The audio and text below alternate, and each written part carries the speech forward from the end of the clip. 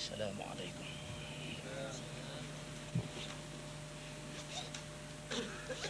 Bismillahirrahmanirrahim. Assalamualaikum warahmatullahi wabarakatuh.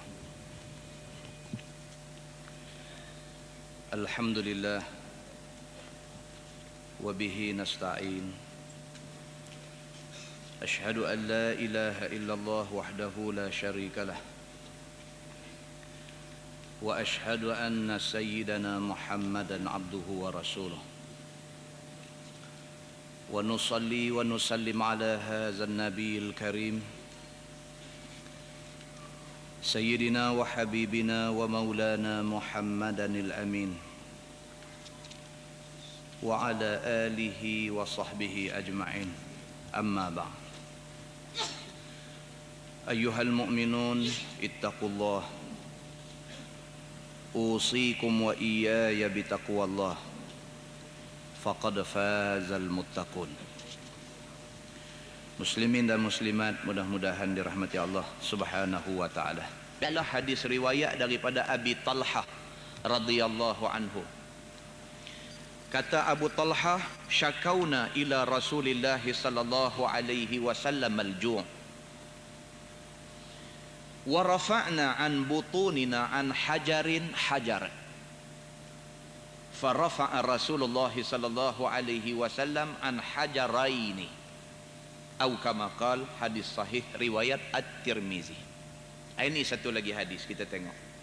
Riwayat daripada Abi Talhah radhiyallahu anhu. Abu Talhah yang kita baca hadis dia baru ni cerita tentang perang Uhud. Abu Talhah yang kita baca dalam muqaddimah di masjid Tikam Batu baru ni. Abu Talhah seorang sahabat Nabi yang apabila berlaku perang Uhud, dia ni ketika sahabat-sahabat lain lari, dia seorang pergi duduk depan Nabi. Tuan-tuan pernah dengar cerita perang Uhud? Nabi pesan dekat sahabat-sahabat suruh duduk atas satu bukit. Jangan tinggal bukit ni. Nabi kata kalau jadi apa pun. Tetapi sahabat-sahabat Nabi apabila tengok tentera musuh kena anak panah, tentera musuh lari, ada tinggal harta di lembah tu, mai perasaan tamak. Tu sahabat Nabi, mai perasaan tamak. Maka mereka terlupa pesan Nabi supaya jangan tinggal bukit tu. Mereka terlupa, mereka pakai serbu turun pi berebut harta yang ada di lembah tu. Sifat tamak mereka itu menyebabkan tentera musuh yang pada masa tu dipimpin oleh Khalid Al-Walid take over bukit ni. Mereka naik ke belah belakang, mereka pula menguasai bukit tu dan mereka panah tentera Islam yang duk berebut harta di bawah ni. Nabi SAW yang masa tu duk ada di bawah sana, kerana Nabi pi nak peringat sahabat, Nabi nak suruh sahabat-sahabat ni patah balik pasal musuh belum kalah lagi, jangan tinggal kawasan kamu. Nabi pun duk ada di kawasan tu, tiba-tiba musuh dah mula duk panah daripada atas, lari bertempiaran sahabat-sahabat Nabi ni. Bila anak panah pakat duk mai lari, maka Nabi SAW terdedah kepada anak panah yang mai menghujan ni. Dalam keadaan sahabat duk lari ni, Abu Talhah ni dia lompat masuk, dia pergi duduk depan Nabi. Dia kata, ya Rasulullah, kamu duduk belakang aku, kamu duduk belakang dada aku, dan kamu duduk belakang tengkok aku. Jangan kamu keluar, jengui keluar sikit pun, kerana anak panah akan mencederakan kamu. Dia jadi galang ganti. Dan dalam riwayat hadis menceritakan Abu Talhah patah 3 panah pada hari itu. Busar panah tu patah 3 panah, patah ambil hak baru, patah ambil hak baru, 3 patah. Dan juga pedang yang dipegang oleh Abu Talhah jatuh daripada tangan dia 3 kali. Dia mempertahankan Nabi SAW. Dia sanggup mati, jangan Nabi mati. Ini Abu Talhah ini. Maka hadis ini diriwayatkan oleh Abu Talhah. Kata Abu Talhah, syakauna ila Rasulillah sallallahu alaihi wasallam. Abu Talhah kata, kami mengadu kepada Nabi sallallahu alaihi wasallam al-ju' tentang lapang kami ini. Sahabat-sahabat Nabi lapang. Maka masing-masing pakat pergi jumpa Nabi mengadu, ya Rasulullah, kami lapang. Wa rafa'na an butunina an hajarin hajar. Kami angkat perut kami ni, angkat baju, tunjuk perut kami dekat Nabi. Nak tunjuk kata kami ni lapang, dan kami sendai batu di perut kami. Ni tuan-tuan, yang kata sahabat Nabi nak bawa Islam bawa mai ke kita ni lapang ni, sampai ambil ketui batu ikat di perut. Lapang. Tuan-tuan baca sejarah awal-awal Islam, bagaimana Nabi dan para sahabat Nabi dan Bani Hashim kena boikot 3 tahun. Kena boikot dengan orang Quraisy. 3 tahun tidak ada urusan ekonomi, tidak ada urusan apa yang melibatkan sosial, tak ada makan minum, tak ada perniagaan, tak ada apa. Selama 3 tahun Nabi, sahabat Nabi dan Bani Hashim kena boikot. Dalam keadaan lapang macam tu, sahabat-sahabat pergi jumpa Nabi, mereka kata, ya Rasulullah, kami lapang. Tidak cukup dengan mengadu lapang, angkat baju, tunjuk di perut ada seketui batu, ikat dengan kain. Nak tahan lapang yang tidak tertahan ni. Maka seorang demi seorang sahabat angkat baju, tunjuk batu yang ada di perut ni.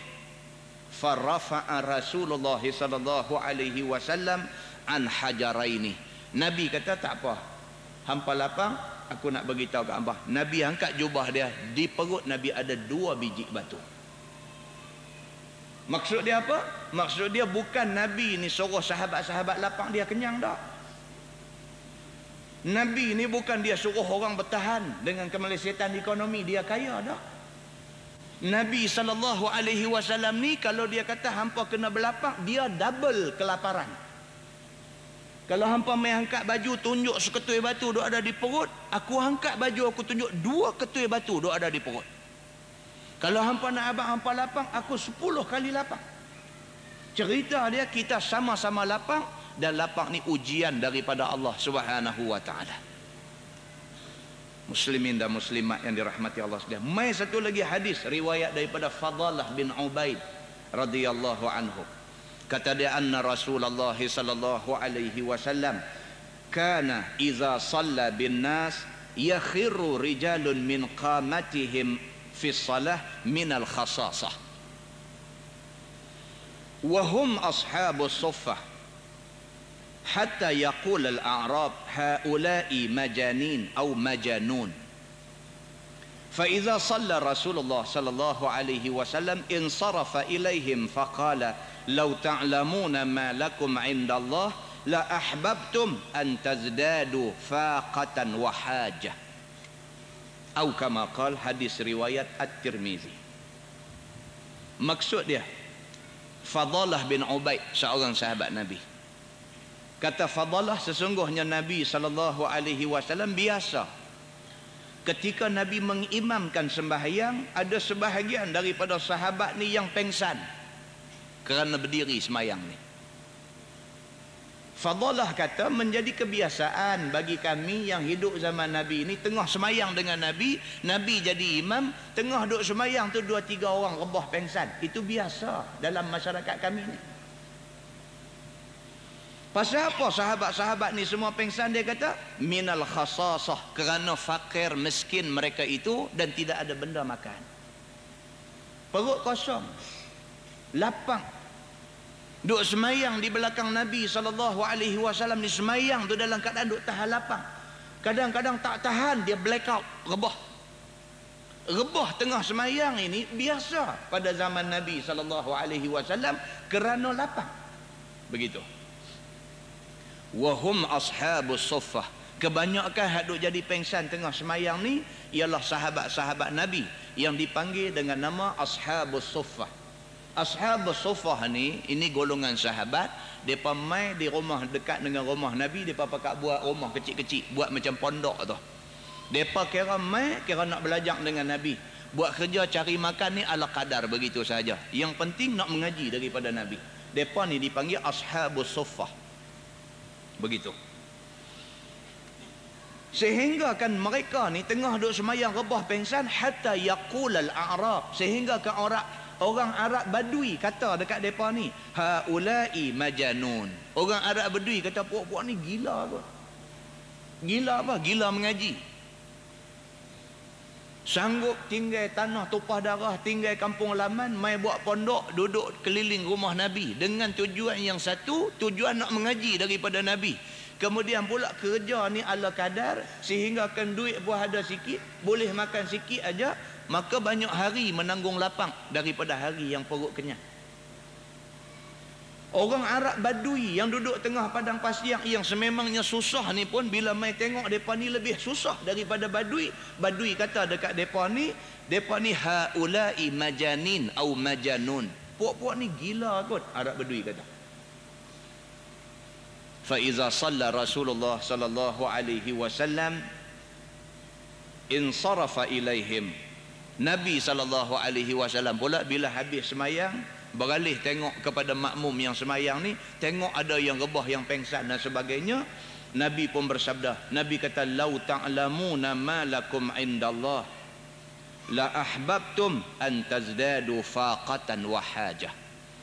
Nabi kata, kalaulah sekiranya hampa tahu dengan kerana lapang, hampa sanggup lapang untuk belajar agama ni, kalaulah sekiranya hampa tahu apa ganjaran yang Allah nak bagi dekat hampa, maka sudah tentulah hampa sanggup lebih lapang daripada hampa lapang hari ini. Nabi kata hampa jangan ingat hampa main duk mengaji perut kosong lapang ni nak jadi satu benda yang memudaratkan. Dah. Nabi kata tidak mudarat. Bahkan hampa sanggup lapang sat kerana nak mengaji agama. Kalau hampa tahulah ganjaran yang Allah sediakan di sisi hampa esok ni, hampa sanggup lebih lapang daripada hampa yang lapang hari ni. Muslimin dan muslimat yang dirahmati Allah sekalian. Bila kita tengok hadis-hadis yang macam ni, apa kesimpulan kita boleh buat? Kita nak buat kesimpulan bahawa kita ni kira senang banyak lah ni. Senang banyak. Main mengaji boleh main dengan kereta.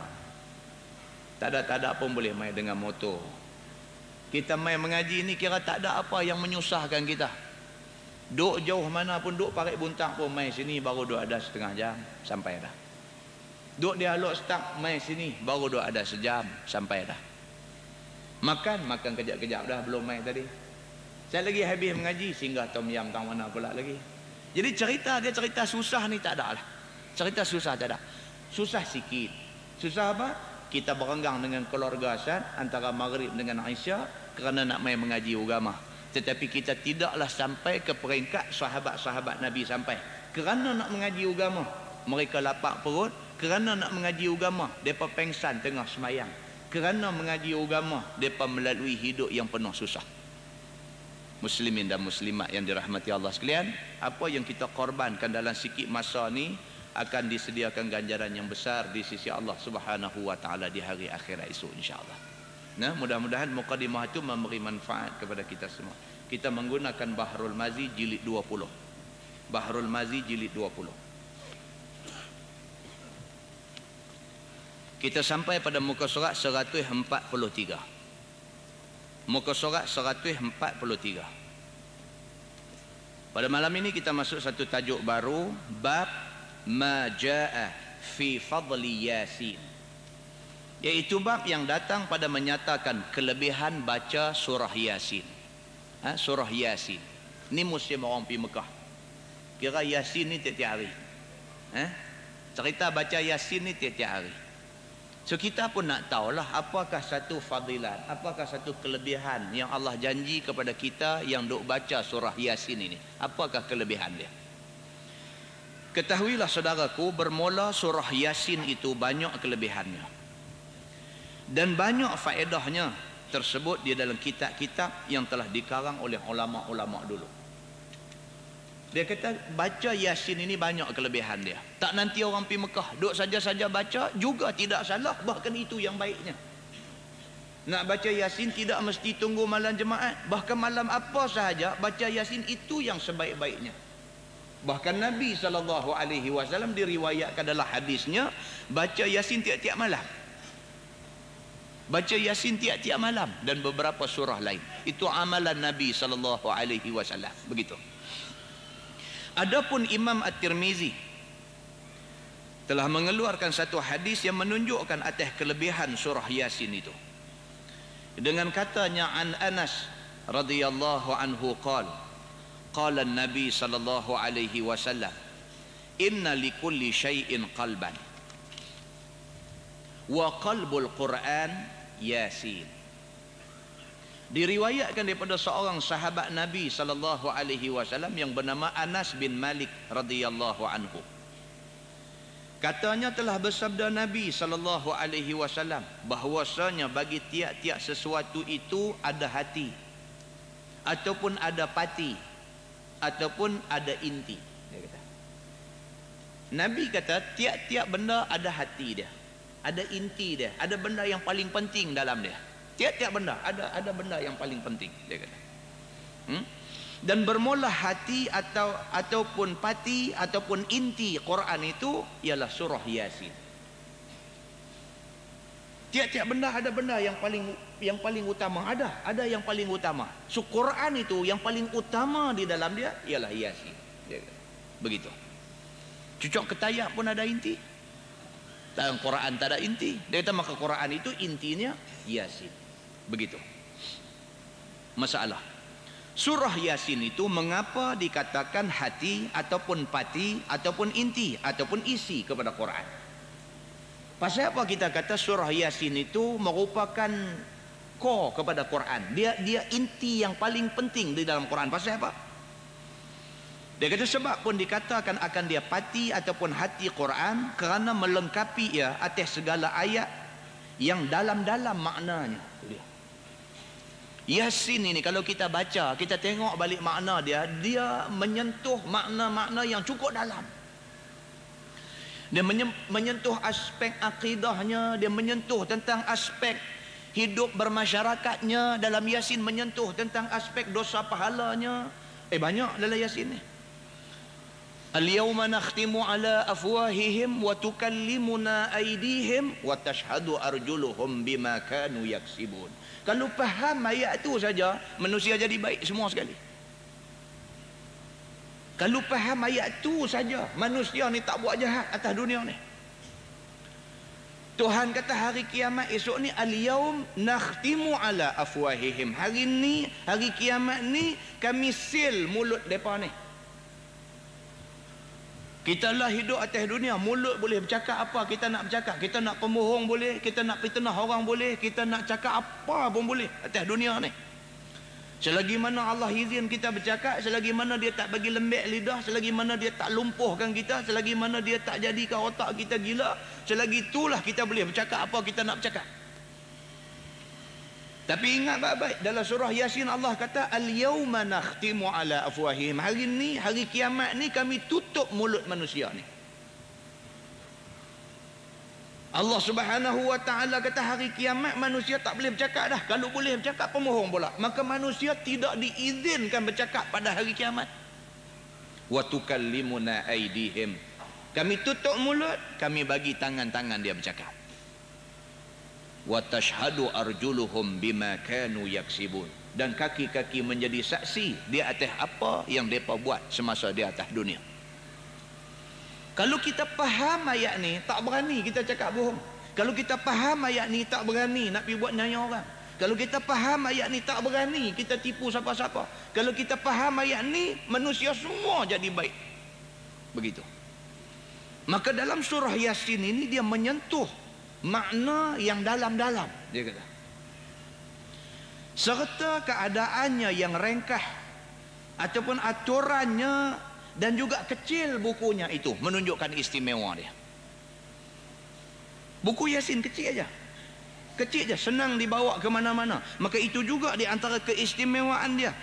Dan juga yang dikatakan Yasin itu satu surah yang ringkas. Senang nak hafal, senang. Muslimin dan muslimat yang dirahmati Allah sekalian. Dan juga melengkapi ia atas dalil-dalil yang putus. Dalam surah Yasin ini ada nas, ada dalil yang mu'tamad. Putus tu maksudnya mu'tamad.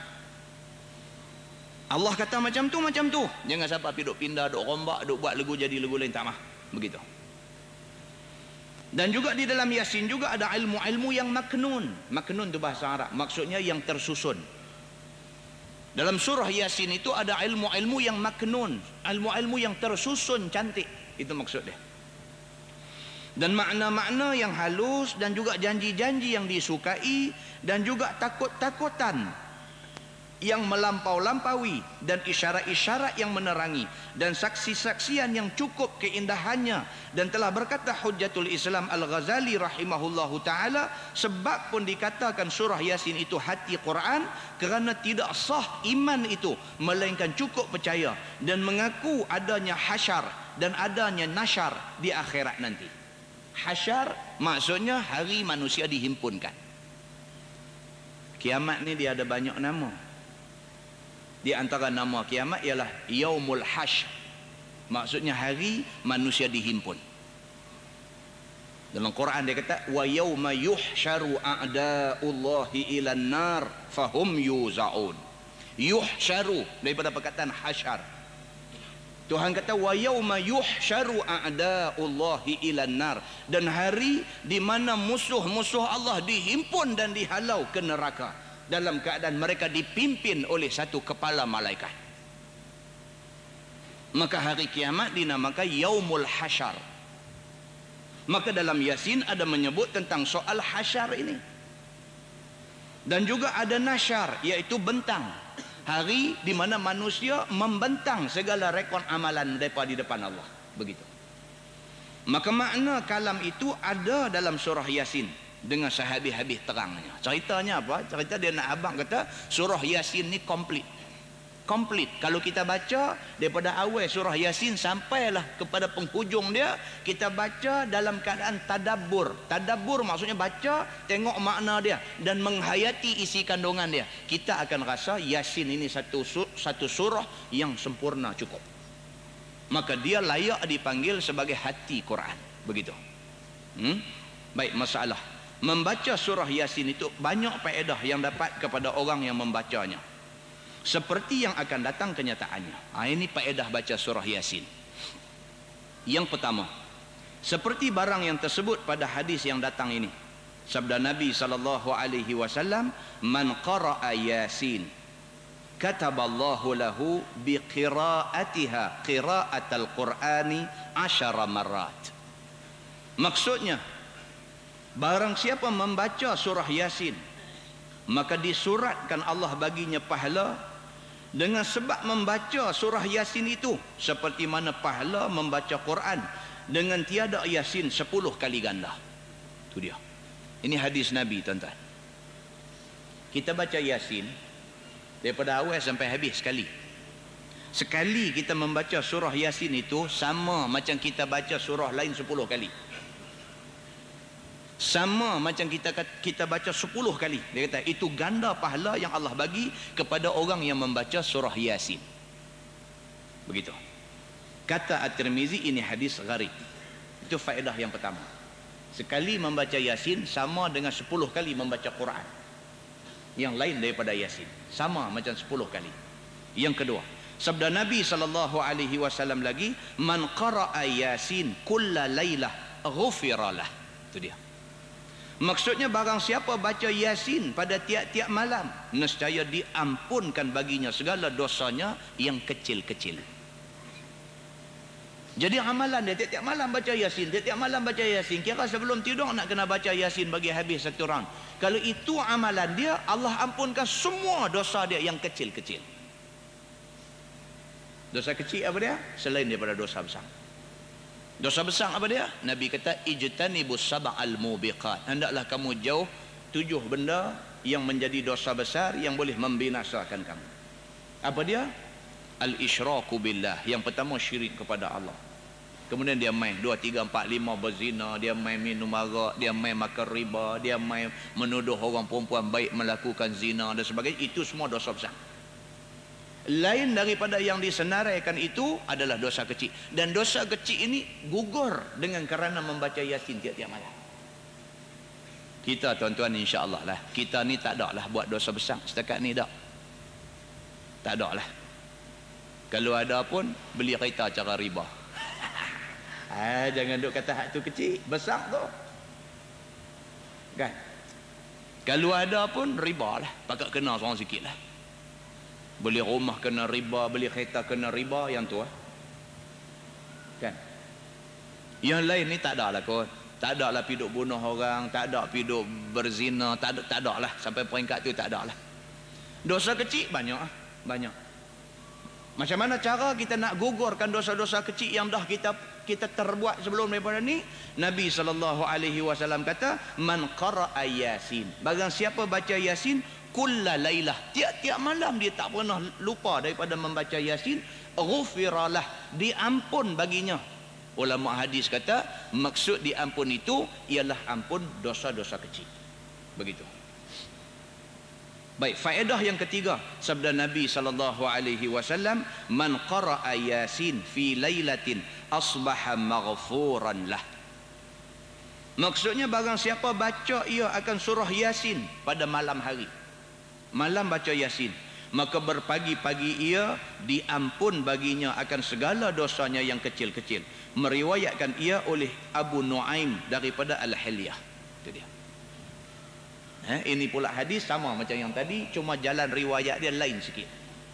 Barang siapa yang malam baca Yasin, tidur, lepas celek mata tu, celek dalam keadaan Allah ampun dah dosa dia. Hak tadi ni berat sikit. Barang siapa baca Yasin kulla lailah, tiap-tiap malam, berat sikit. Mai pula hadis satu lagi, dia kata apa? Barang siapa yang membaca Yasin malam, mana sekali ya, baca malam, pagi esok celek mata, Allah ampunkan dosa-dosa kecil dia. Apa ni tuan-tuan? Apa ni? Ni menunjukkan bahawa Nabi SAW dia nak encourage kita, dia nak semangatkan kita, dia nak bangkitkan keinginan kita untuk buat kebaikan. Sesuai dengan semangat Quran. Quran kata apa? Quran kata fastabiqul khairat, maka hendaklah hampa berlomba-lomba dalam nak buat kebaikan. Bila kita baca hadis macam ni punya hadis, duk kata kalau siapa baca Yasin tiap-tiap malam, Allah ampunkan semua dosa-dosa kecil dia. Kita duk berasa berat juga nak baca tiap-tiap malam ni. Nak sembahyang witir 3 rakaat yang sat tu pun tiap-tiap malam dia dah duduk miss macam tu. Kita duk berasa berat. Tak apa, berat tak apa. Nabi Muhammad satu hadis lagi, Nabi kata apa? Kalau sekiranya hampa baca sekali pun jadi dah. Hampa celek mata pagi esok bangkit tidur, Allah sudah ampunkan dosa-dosa kecil hampa. Sampai macam tu punya offer duk mai. Offer, tawaran istimewa Nabi SAW duk bagi, dan tawaran istimewa ini valid sehingga bila? Sehingga matahari naik di sebelah barat. Tuan-tuan, ni supermarket Pacific ni buat sale dekat nak raya hari tu ni, buat sale buka sampai pukul 3 pagi. Kita lalu kok ni pukul 1 duk queue nak masuk lagi.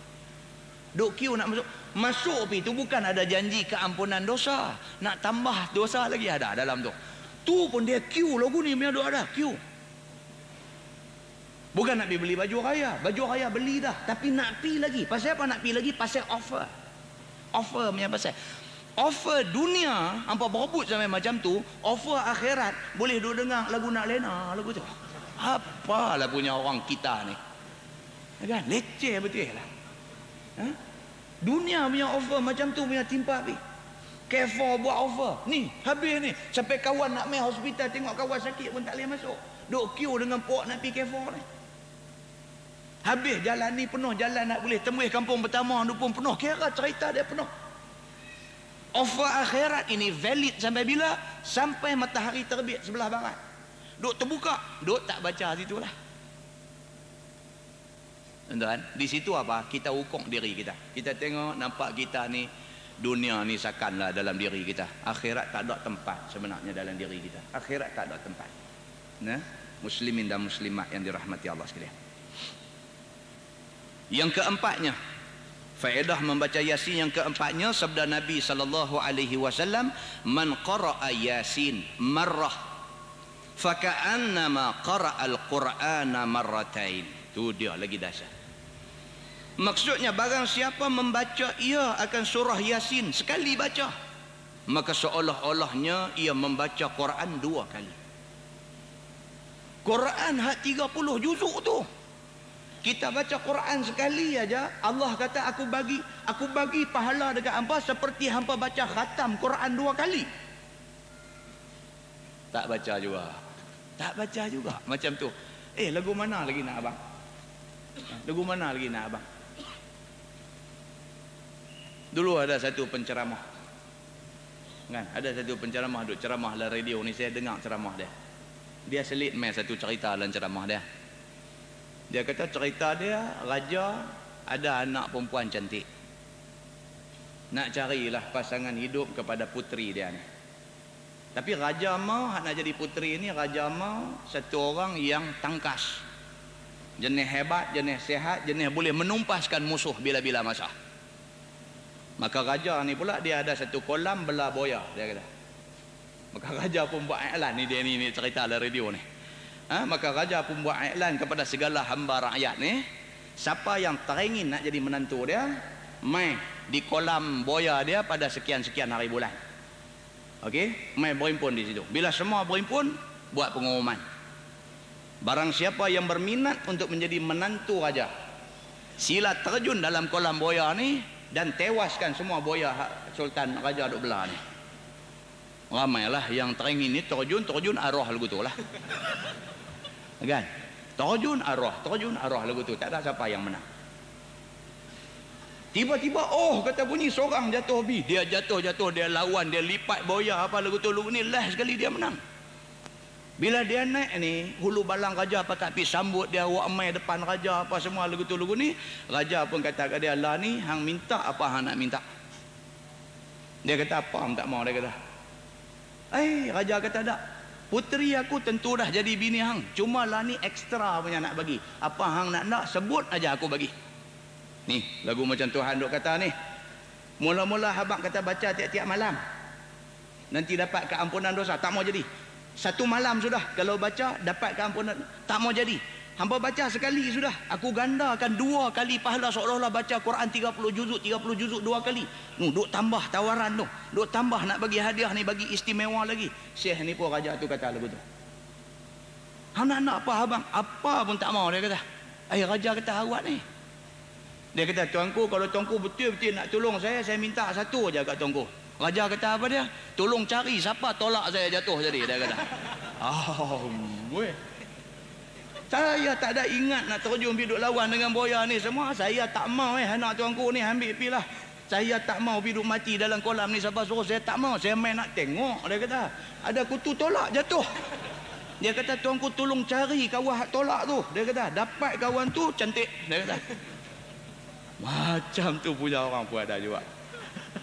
Kan?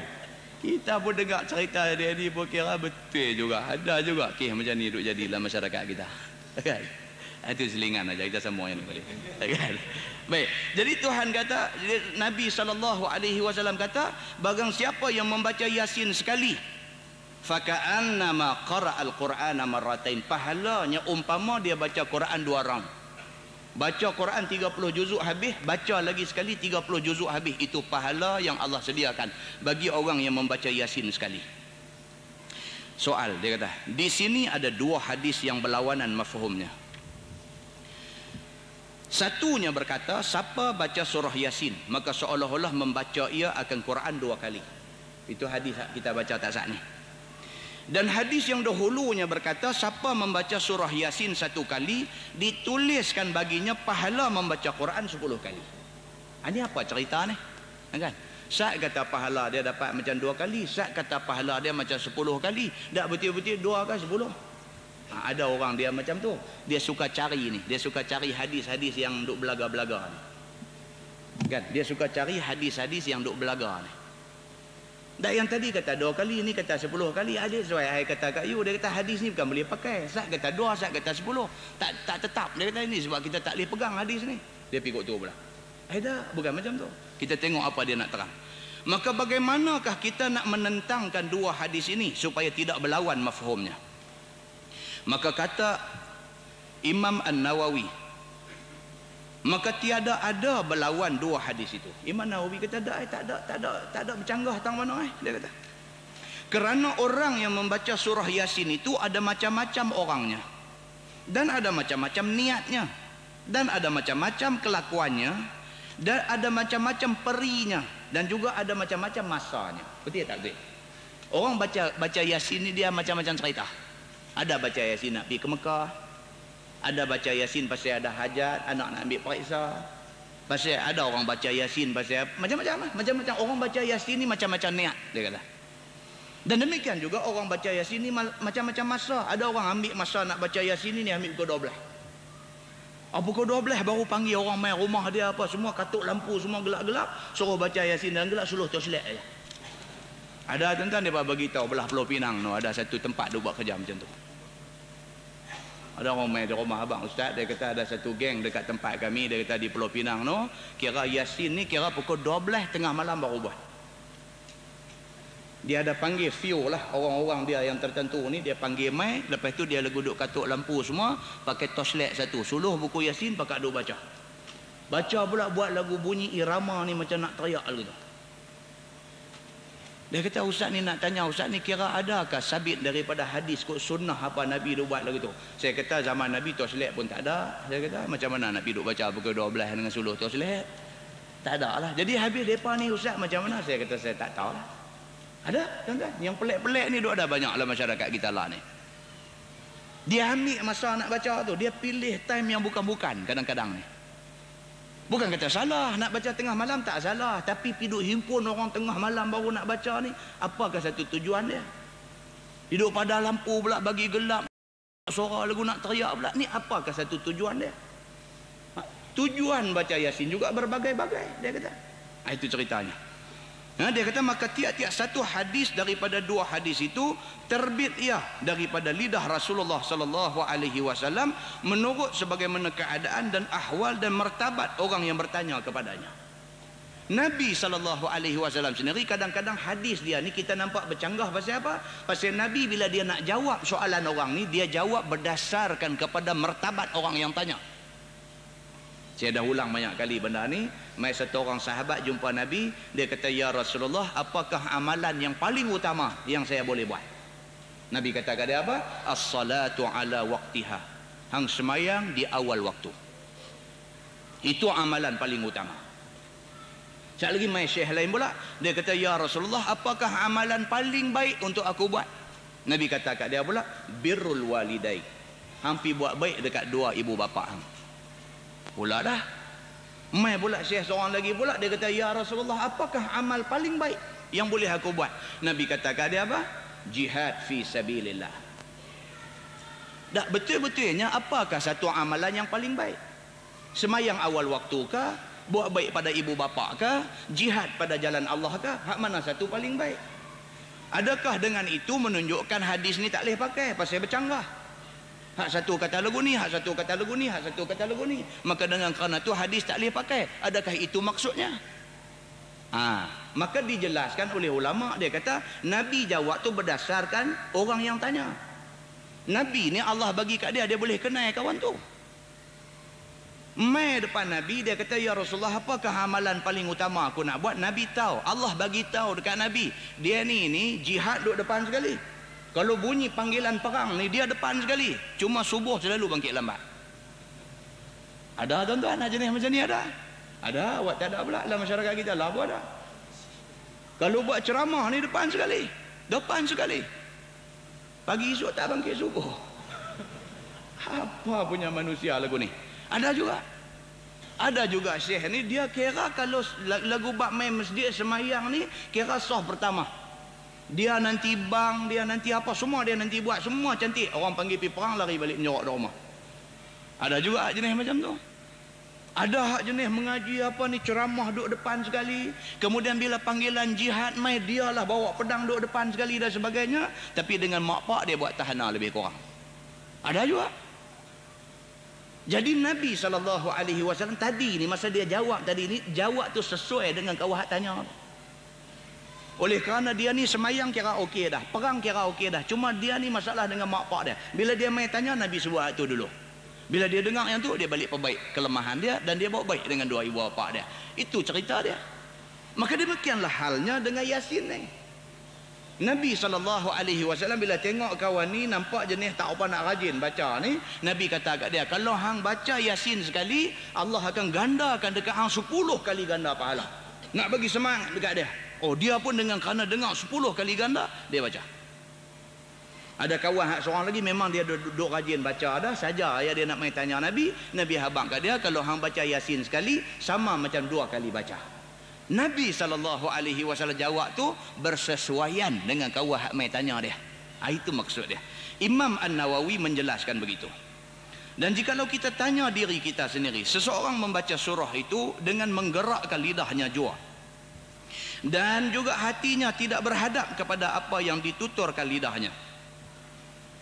Manakala yang seorang lagi membaca surah Yasin itu dengan tartil dan memikir akan apa yang dibacanya, pada maknanya dan pada kehendaknya, dan memperhatikan segala hukum Allah yang terdapat padanya, dan diperhatikan segala suruhannya dan segala tegahannya, dan segala ajarannya dan segala tegurannya, dan segala tunjuk ajarnya, dan juga memberitahunya, dan mengambil apa-apa ilmu yang diberikan Allah kepadanya, serta dapat mencawangkannya dan lainnya lagi. Maka ini orang sudah tentu lebih baik daripada orang yang baca saja.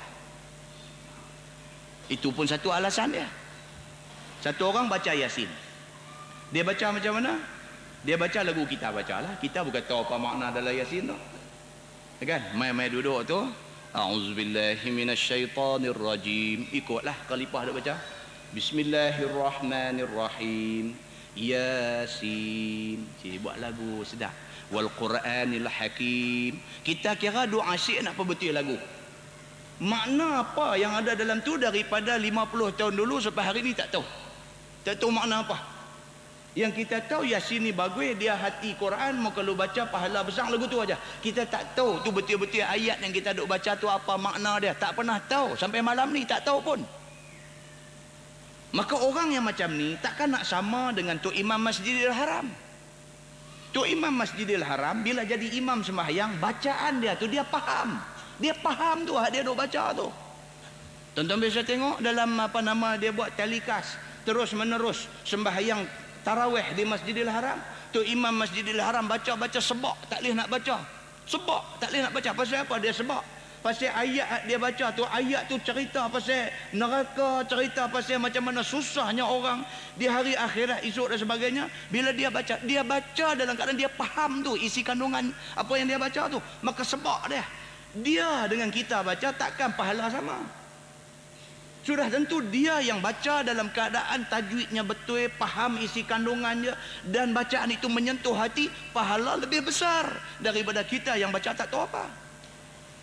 Bukan kata kita tak ada pahala, ada, tapi pahala kita tidak sebesar pahala dia. Pahala kita lebih kecil.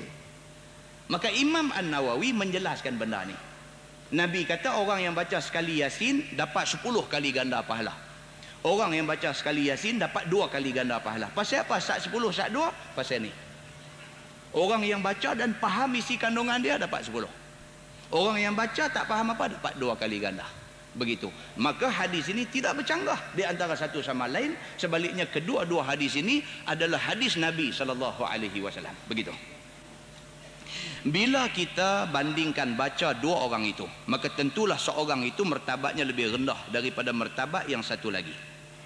Dan usahanya lebih kurang daripada usaha yang seorang lagi. Dia baca setakat hafal saja tak tahu makna ni, usaha kurang lah. Kawan tu baca dengan hafal, sekali dengan tahu makna, sekali dengan menyentuh hati dia, sudah tentulah pahala lebih. Begitu. Dan hatinya lebih ikhlas daripada yang seorang lagi. Itu dia. Itu sebab tuan-tuan kita kata keikhlasan itu penting. Kalau adik-beradik kita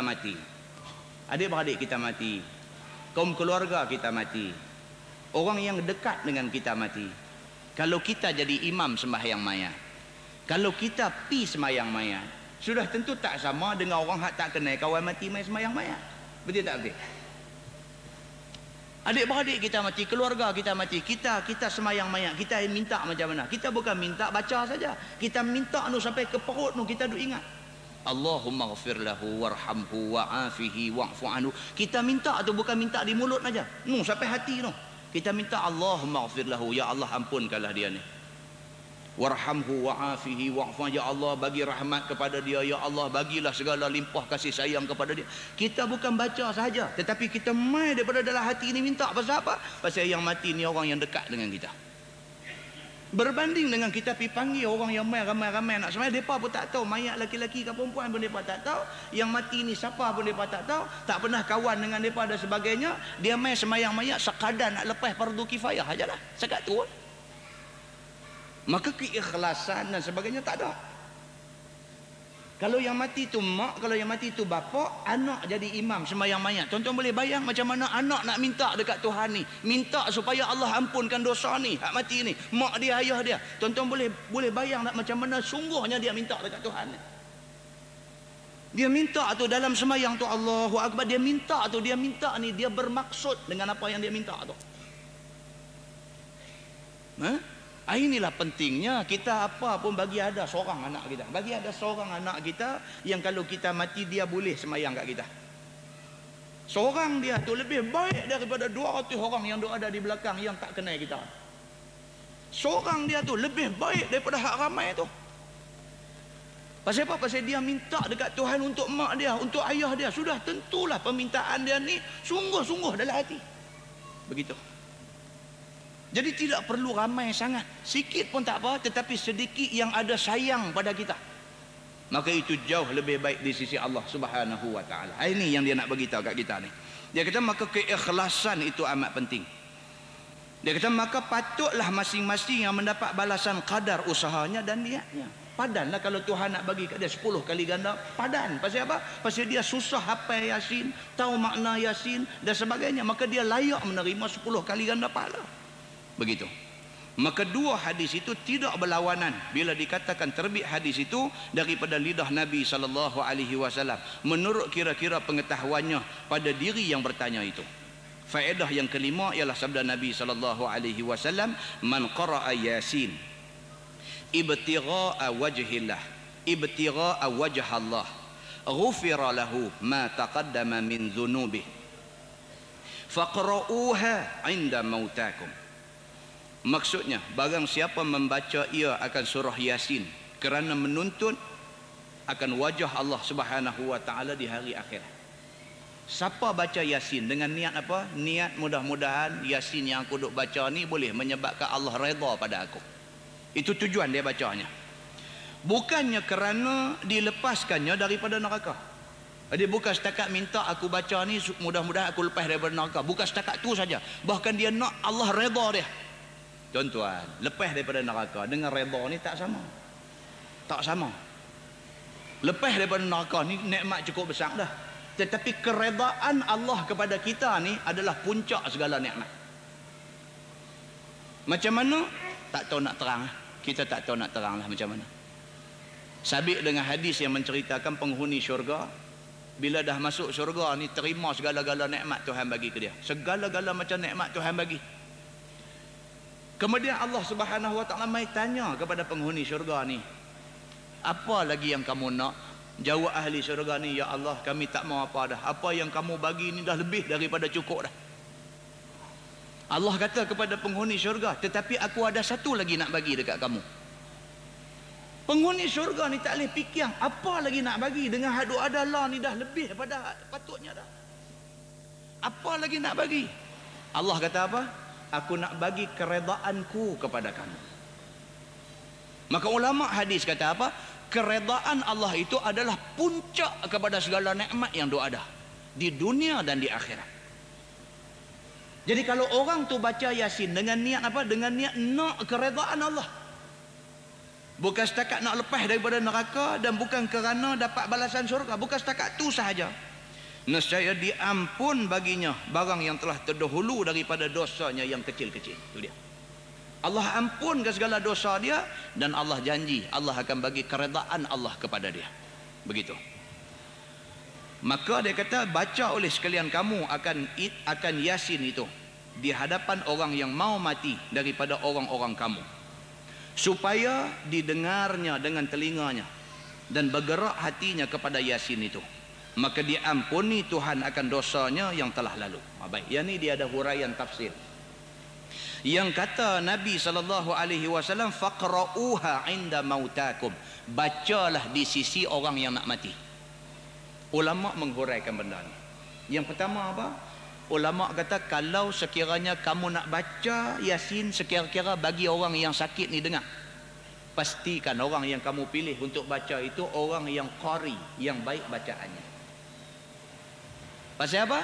Pasal saat lagi kalau dia baca tak betul, dia mengganggu orang yang nazak menghadapi mati. Kawah nak mati ni dia guru tajwid misalnya. Kawah nak mati ni orang mengaji agama misalnya. Mai hantar siapa ke duk baca Yasin tapi dia duk baca tak betul. Tuan-tuan, kita ni kalau kita expert dalam satu bidang, kita dengar orang buat tak betul hak bidang kita punya expert, kita lemah. Kita pandai bahasa Inggeris misalnya, kita dengar orang main duk pronoun bahasa Inggeris tak betul depan kita, dia sakit dalam perut ni. Main duk sebut tak betul kan, duk sebut elephant tu sebut elephant, main duk sebut depan kita elephant, I saw the elephant. Awak dia ni cakap dulu, kita nak lemah perut. Itu baru dengar kawan sebut elephant. Kalau guru tajwid mai dengar kawan baca Quran tak betul, dia pula duk nazak nak mati, kawan ni duk mai baca tak betul, dia duk raplah dalam perut ni. Dia nak tegur, dia tak larat pasal dia tengah duk bergelut dengan sakaratul maut. Dia tak nak tegur, tak larat, tapi tak tegur dia mai sakit dalam perut. Tak mau. Macam ni tak mau. Kalau kita nak ambil orang mai baca Yasin tepi kita, orang yang baca tu nak sampai ke pendengaran kita, pastikan kawan yang baca tu betul qari dalam Quran. Kalau tidak, dia kata pi baca mana-mana tempat dalam rumah sekadar untuk mengambil berkat surah Yasin itu, sekadar nak memberi ketenangan kepada kawan yang mati ni. Bila ada baca Yasin, syaitan dan sebagainya tak suka dengar, sekadar nak memberkati ni majlis dia nak mati ni, dan kita membantu dia supaya tenang menghadapi kematian. Sebaliknya dalam hadis lain Nabi kata apa? Nabi kata laqinu mautakum la ilaha illallah. Nabi kata orang yang nak mati ni hampa mau bagi dia sibuk dengan satu benda aja. Apa dia? La ilaha illallah. Yang tu aja. Yang lain tak usah bagi dia sibuk. Pasal apa? Sibuk dengan hak lain daripada kalimah itu tidak menguntungkan dia. Kerana man kana akhiru kalamihi la ilaha illallah dakhalal jannah. Barang siapa yang akhir kalimah keluar daripada dia la ilaha illallah, dia ada harapan masuk syurga Allah. Begitu. Kita tak mau. Budaya dalam masyarakat kita ni, bila kata lorat nak mati, dia main lengkong keliling kawan sakit nak mati ni, dia baca sampai tak tahu apa.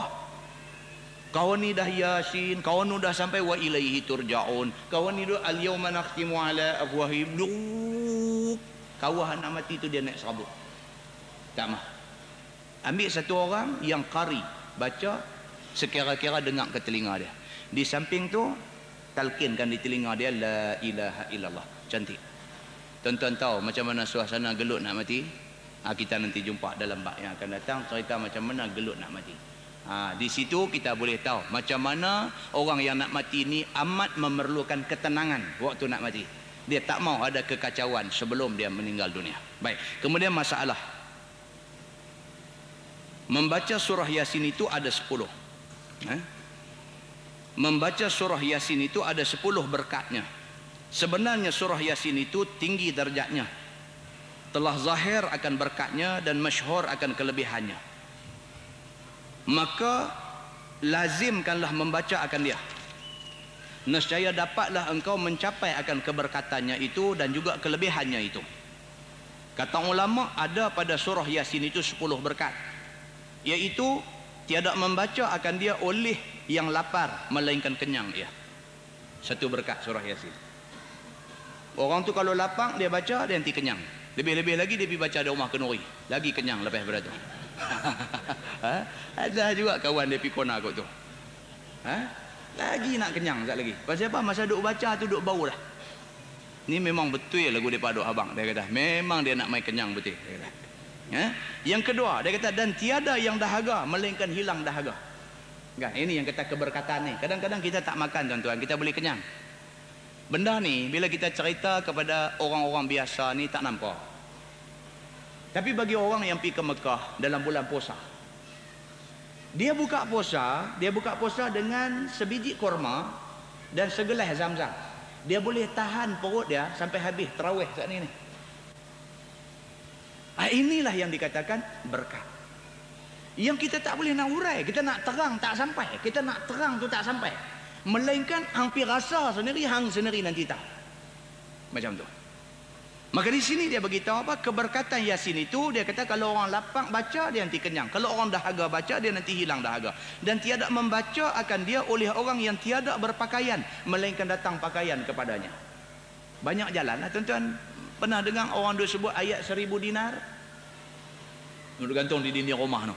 Man yattaqillaha yaj'al lahu makhraja wa yarzuqhu min haitsu la yahtasib.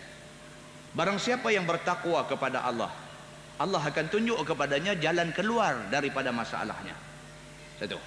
Tidak cukup dengan Allah tunjuk jalan keluar, wa yarzuqhu min haitsu la yahtasib. Allah akan rezekikan dia daripada rezeki yang tidak disangka-sangka.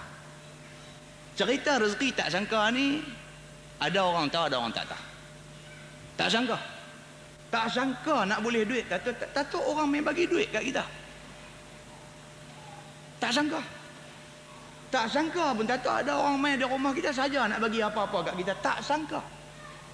Benda tak sangka ni tak semua orang dapat. Orang yang bertakwa kepada Allah nanti dapat.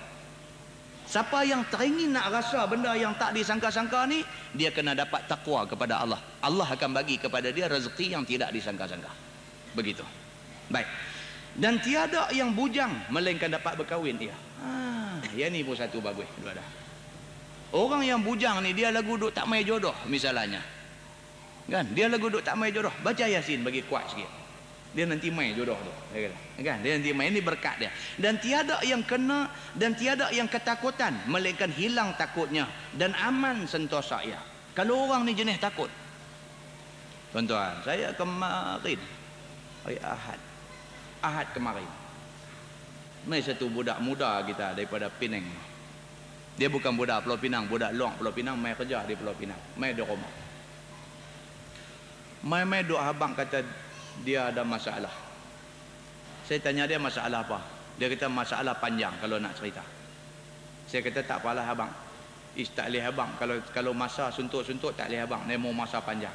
Ini payah. Kan? Kita tak ada lah masa panjang nak boleh bagi kat dia kan. Kita pun sibuk kerja yang tu yang ni duk tunggu nak buat. Dia lagu duk abang panjang tak boleh. Saya kata ringkas. Abang ringkas. Masalah apa? Dia kata kalau Ustaz tak ada masa tak apa nak balik. Lagu tu pula. Saya kata masalah apa? Masalah rumah tangga ke? Masalah dengan agama ke? Masalah kesihatan ke? Masalah RM2 ke? Masalah apa? Dia kata masalah kesihatan. Saya kata masalah kesihatan, kalau nak cantik pergi klinik. Saya kata. Kan? Dan dia kata bukan masalah sakit fizikal, dia kata sakit dalam. Dia kata. Oh, sakit dalam. Saya kata sakit dalam ni kira kalau nak cantik mau jumpa Dr. Harundin. Saya kata. Cerita saya ni kira tak tahu lah, saya kata. Tak kok Ustaz boleh dengar. Dengar boleh lah. Saya kata nak tolong banyak-banyak saya pun tak tahu. Benda ni bukan semua orang tahu. Bukan semua orang tahu. Bukan kata Ustaz dia boleh jampi ayam. Tak, jangan ingat macam tu. Saya tak erti. Saya bang betul. Jangan duk pergi rumah saya buat betul apa-apa saya tak erti. Kan? Ada satu orang itu ni sambil lalu depan rumah dia singgah dia bagi botol air mineral satu.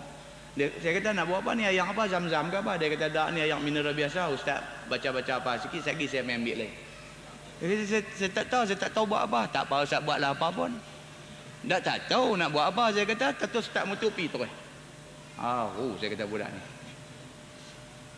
Itu ambil masuk tak atas meja tu lah, pakai tak tu lah. Tak buat apa pun, memang tak buat apa pun. Esok saya balik kerja dia abang kata orang tu main ambil dah ayam tu. Tak buat apa pun. Seminggu lepas tu dia main pula di rumah bagi botol lain pula. Dia kata alhamdulillah Ustaz hari tu nampak makbul. Pening juga saya macam ni. Tak, memang saya tak buat apa pun. Sungguh-sungguh tak buat apa pun. Haru macam ni, haru. Saya ni nak abang lagi sekali malam ni. Saya tak tahu buat apa pasal benda ni. Tak tahu sungguh. Kan? Susah tu. Takut apa lagi dia pergi abang kat orang pula.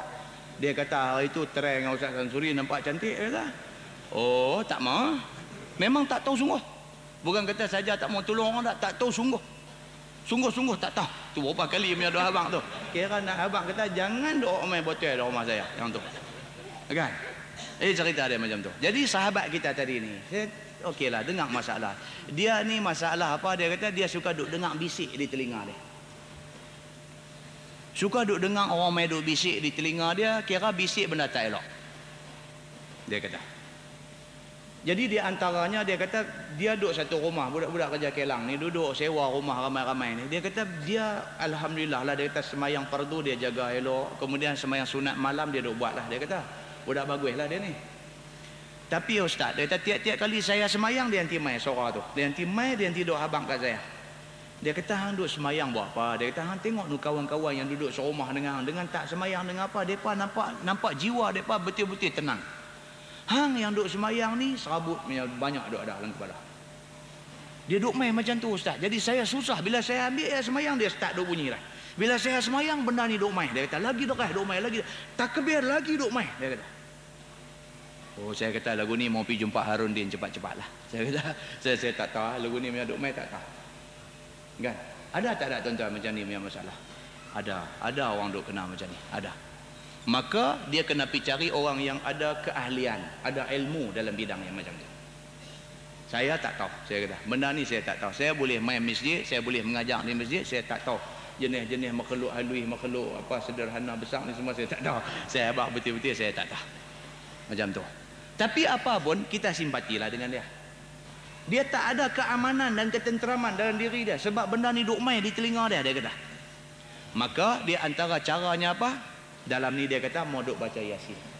Baca Yasin bagi kuat sikit supaya dengan berkat Yasin itu Allah Subhanahu wa taala akan anugerahkan kepada dia ketenangan dan ketenteraman. Begitu. Baik, dan tiada membaca akan dia oleh orang yang sakit melainkan sembuh ia. Dan tiada apa tu? Kembang tulisan dia. Yang kena ke apakah? Dan tiada yang kena kurung melainkan lepas ia. Oh, tu dia. Siapa masuk lokap mau duk baca kuat sikit.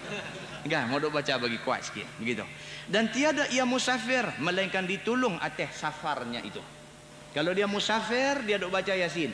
Naik kapal terbang nak pergi Mekah, buka buku Yasin baca. Allah akan bantu dia di dalam musafirnya itu. Allah akan tolong dia. Dan tiada yang berduka cita melainkan hilang duka citanya. Dan tiada yang kena kecurian melainkan dipulangkan barang yang kena curinya itu. Dan tiada yang hilang sesat.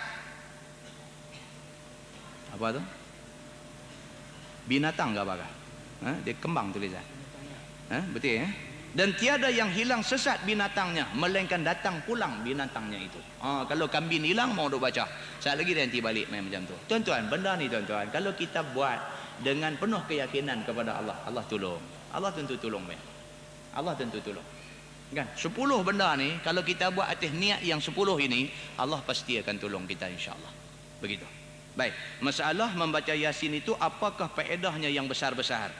Sebenarnya banyak faedah yang besar-besar pada orang yang memintanya apabila membaca ia akan surah Yasin itu. Setengah daripadanya apabila seseorang itu ada hajatnya pada raja ataupun pada orang yang besar-besar, maka bacalah Yasin itu 20 kali. Itu dia. Ini ulama punya petua. Dia kata kalau kita ada hajat dengan orang besar, baca Yasin 20 kali. Kemudian masuk ia kepada raja ataupun kepada orang yang besar-besar itu, nescaya disempurnakannya akan hajatnya itu. Ini petua alim ulama, bukan hadis. Petua alim ulama begitu. Dan apabila dibaca akan dia 41 kali. Kerana minta satu hajat, nescaya diperkenankan Allah sebagaimana besar hajatmu itu sekalipun. Mau baca 41 kali. Maksudnya kita baca 41 kali. Masyarakat kita lah ni ada main trik sikit tu. Dia panggil 41 orang suruh baca. Kan jadi 41 orang baca kira 41 kali ya dia kata. Ang nak main trik dengan siapa? Ang tu mau baca 41 kali. Baru cantik. Ni pergi cari 41 orang. Mai di depan rumah bilang pula. Lagu duk bilang 42 hang pergi balik. Aku mau tekat 41 aja. Syekh ni kata tak apa. Dia kata tak bagi baca Yasin tak apa. Tapi kenuri mau bagi. Dia kata. Macam tu pula domai. Kan? Jadi dia kata di sini Pak mau baca 41 kali. Kita baca 41 kali. Allah akan makbulkan hajat kita. Dia kata begitu. Dan hendaklah membaca Yasin itu dengan berwuduk. Dan kemudian daripada sembahyang 2 rakaat. Kemudian daripada sembahyang Isyak. Itu dia punya cara dia. Kaifiat dia begitu. Kalau nak dapat berkat yang besar-besar. Dia kata mayang Isyak, sunat ba'diyah Isyak 2 rakaat. Lepas tu pastikan masih dalam keadaan berwuduk. Kemudian baca Yasin. 41 kali kita buat, insya-Allah dia kata Allah akan memakbulkan hajat kita pada dia. Begitu. Dan berkata orang yang membacanya itu, ya man yaqulu li syai' kun fayakun if'al li kaza wa kaza. Nescaya berhasillah maksud insya-Allah taala. Dia kata. Ni, benda ni dia petik daripada kitab Misbahuz Zalam. lampu di dalam kegelapan. Itu nama kitabnya. Misbahuz Zalam, maksudnya lampu di dalam kegelapan. Wallahu a'lam. Lepas ini kita masuk bab majaa fi fadli hamim ad-dukhan. Wallahu a'lam. Kita tangguh dengan tasbih kifarah dan suratul Asr. Subhanakallah. Asyhadu an la ilaha illallah. Bismillahirrahmanirrahim. Al-'asr. Innal insana illa allazina amanu wa 'amilus